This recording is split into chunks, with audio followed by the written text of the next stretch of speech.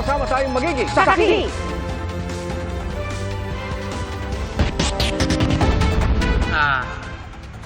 Nakasakay sa motorsiklo ang lalaking yan nang tabihan ng isa pang nakamotorsiklo sa kabinaril. Ang lalaki sa Bacolod City po yan. Dito na natumba ang biktima na dating barangay kagawad sa Murcia, Negros Occidental. Ay sa mga residente, wala namang kaaway sa lugar ang biktima na nagtatrabaho bilang caretaker sa isang property sa lugar. Patuloy ang investigasyon ng pulisya at pagtugis sa salarin. Mismong kaanak ang nagsuplong sa isang lalaki na nagsasyabu umano habang may kargang bata. Arestado siya at isa pang kasama sa buy-bust operation. Saksi, si Marisol Abduraman. Tila may hinihit-hit ang lalaking yan habang may karga pang bata. Maririnig din sa video na galit siyang sinasabihan ng isang babae. Pero di nagpaawat ang lalaki at tila naghamon pa. Oh, black, oh. Ang block na tinutukoy ang police substation na nakakasakop sa kanilang lugar.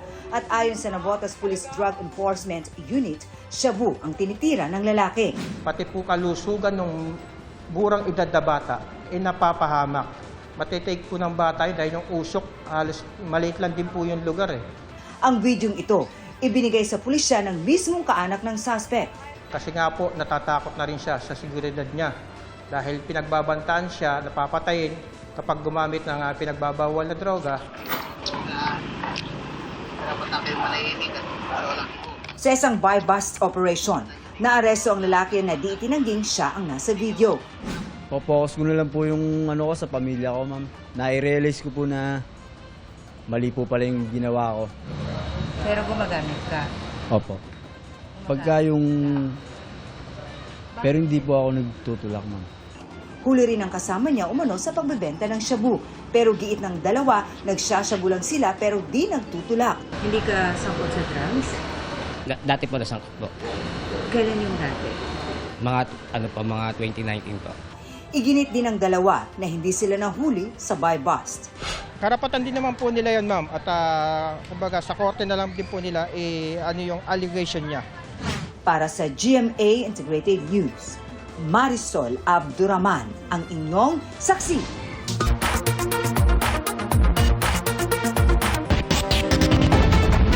Bago sa saksi, mayigit 4 na milyong pisong halaga ng hinihinalang shabu ang nasabat sa parking lot ng isang mall sa Taguig City. Arestado sa buy-bust operation ang dalawang suspect, kabilang ang isang menor de edad. Bukod po sa shabu, nakuha rin sa kanila ang buy-bust money, baril at cellphone.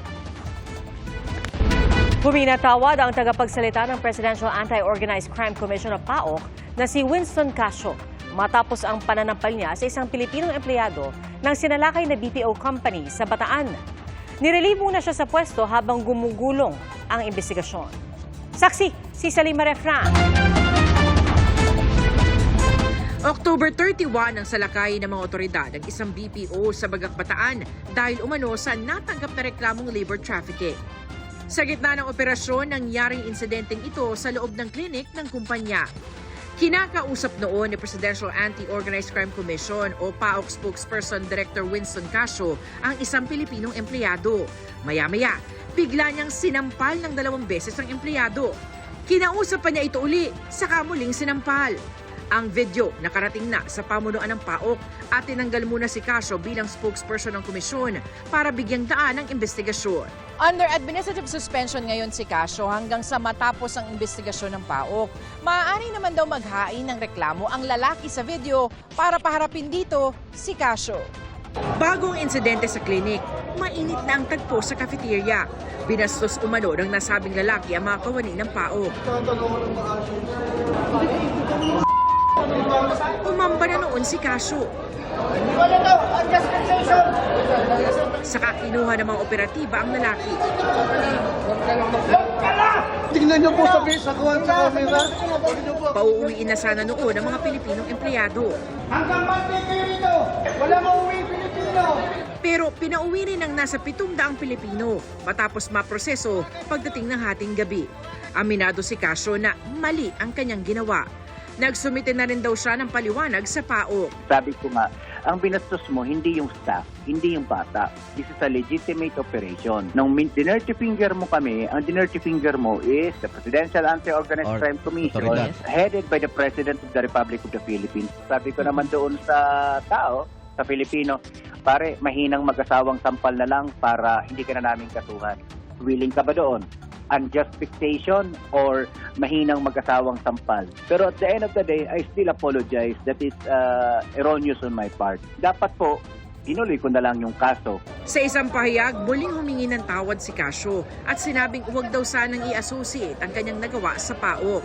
Handa raw siyang harapin ang anumang administrative measures na ipapataw sa kanya ng komisyon. At the end of the day, yung ginawa ni Doc, para sa akin, hindi pa rin tama. Na hindi mo kailangan pagbuhatan ng kamay, whether mahina yan o malakas yan, hindi mo pwedeng basta-basta pagbubuhatan ng kamay ang isang tao dahil nagmura siya. Para sa akin, hindi mo pwedeng ituwid ng isang pagkakamali, yung isang maling bagay. Patuloy na kinukuha ng GMA Integrated News ang panig ng Central 1 Bataan.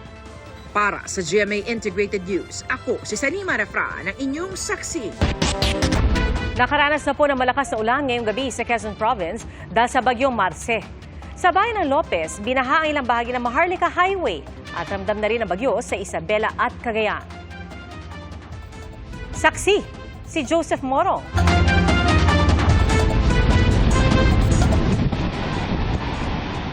Malakas na ang alon at hangin sa coastal town ng Palanan, Isabela.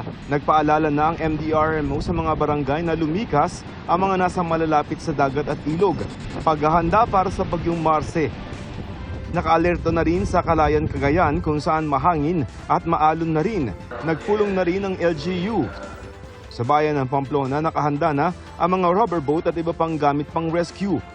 Ang mga magsasaka sa pasuki ni Ilocos Norte, inaani na ang mga palay. Gumamit na sila ng reaping machine para mas mabilis at hindi abutan ng bagyo. Sako-sakong bagong aning palay naman ang ibinilad sa Bacara para hindi raw masira. Ayon sa Pag-asa, ngayong gabi pa lamang ay maaaring maramdaman na ang malakas na hangin na dala ng bagyong Marce sa Ilocos Sur, Aurora, Quezon at Camarines Norte. Kahawig raw ng tinahak ng bagyong Leon ang tinatahak ng bagyong Marce. Dahil malawak ito, binabantayan din ang posibleng pagbaha sa Mindanao kahit hindi daraan doon ang bagyo. Nag-issue kami ng flood advisory doon sa Mindanao because may mga cluster of clouds na maaaring magdulot ng mga malakas ng papag-ulan at maaaring magpabaha sa mga areas some areas in Mindanao.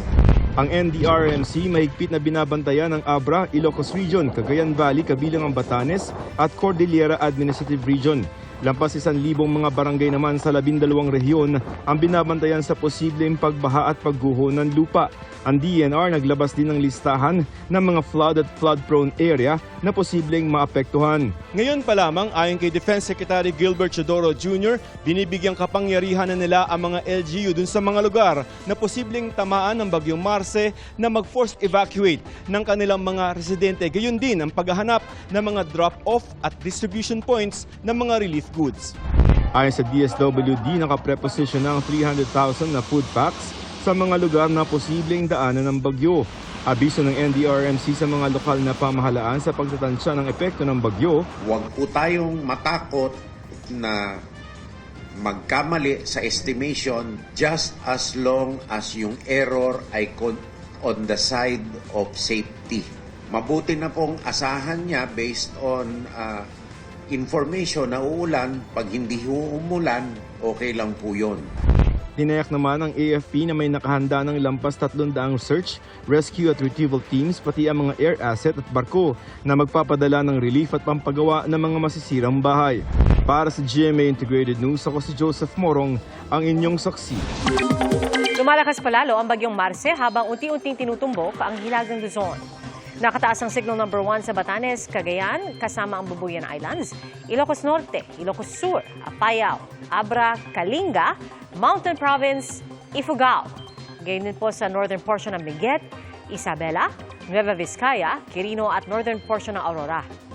Sa forecast track ng Pag-asa, Huwebes ng hapon o gabi, posibleng maglandfall o dumikit ang bagyong Marce sa Babuyan Islands o sa northern portion ng mainland Cagayan. Posible magbago pa ang track nito kaya patuloy na mag-monitor. At base po sa datos ng Metro Weather, mataas ang tsansa ng ulan bukas na umaga sa Cagayan. Isabela, Apayao, Abra, Kalinga at Ilocos Norte. May heavy to intense rains kaya maging handa sa banta ng baha o landslide. At bandang tanghali, hindi na lang Northern Luzon ang uulanin dahil posible na rin niyang maranasan sa ilang bahagi ng Central Luzon, Mindoro Provinces, Palawan at Bicol Region. Posible ring ulanin ang ilang bahagi ng Visayas lalo na sa eastern portions, gayon din ang halos buong Mindanao. May chance naman ng thunderstorms sa Metro Manila lalo na bandang hapon at gabi. Arestado isang security guard matapos ireklamong tumangay ng isang motorsiklo sa Quezon City. Saksi si Nico Wahe. Bitbit ang kanyang sariling helmet. Naglakad patungo sa isang establishmento sa may Aurora Boulevard sa Quezon City. Ang lalaking ito mag-aalas 4 ng hapon kahapon. Ilang saglit pa, makikita siyang may inaalis na motorsiklo sa parking area. Pero mapapansin na tinutulak niya lang gamit ang kanyang paa ang motorsiklo. Helmet lang pala ang kanya. Ang motorsiklo, nakaw. Ang totoong may-ari ay si Dion Mark na noon daw ay nasa isang bilyaran at pinarada lang ang kanyang motor. Laro-laro lang po, tapos kumain kami ng mga kaibigan. Pauwi na po ako eh. Hindi, pauwi na po ako nun eh. Tapos napansin ko po na wala na yung motor ko. Agad namang nahuli ang security guard na suspect ng mga taga-anti-carnapping unit ng Quezon City Police District. Tuloy-tuloy po ang ating backtracking hanggang matunto natin siya sa may Imperial Street ng Barangay E. Rodriguez na the bit ang nasabing motorsiklo. Umamin ng suspect sa pagnanakaw. Dala lang daw ng kagipitan kaya nagawa ang krimen. Nagawa kasi ng motor ko sir, nabenta ko po noong November 2. Then naghahanap po ako ng paraan para po makabawi sir yung motor ko na binenta sir. Pero sa dami ng motorsiklo na nakaparada sa lugar, bakit naman kaya ang kay Cuevas ang nanakaw niya? Yun po yung natupuhan ko sir na kuwain po na kasi wala po susi, hindi po siya nakapadlock sir. Ayon kay Cuevas, hindi niya raw nailak ang manibela ng kanyang motor. Maharap sa reklamong paglabag sa anti-carnapping law ang suspect. Para sa GMA Integrated News, ako si Nico Wahe, ang inyong saksi.